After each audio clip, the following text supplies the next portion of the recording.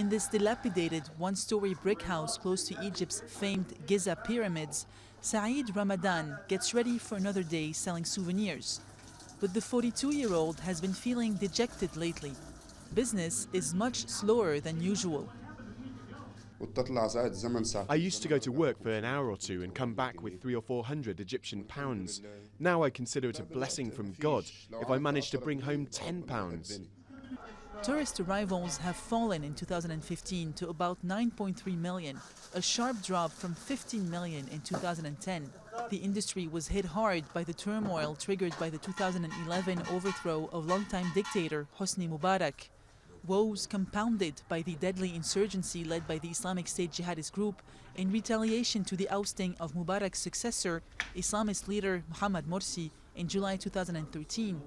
A recent blow was dealt last October when a Russian airliner blew up mid-air over the Sinai Peninsula, killing all on board, mostly Russian tourists.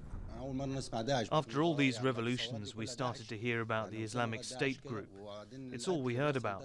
Then the killings started, so of course people stopped coming. There's so much death and so many attacks in the Arab world. Why would a tourist want to come here?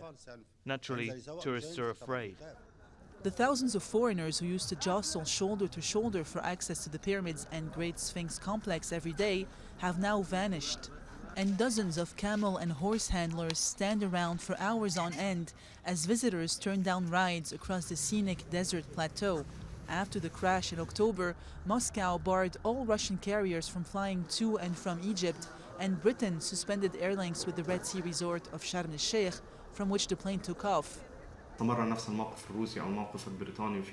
If the British and the Russians do not lift their bans on tourism in Egypt, this will lead to the death or semi-death of the Egyptian tourism sector. Saeed and other souvenir vendors now have to resort to relentlessly tagging after annoyed tourists as they board their buses, putting on a brave face while they wait for business to pick up.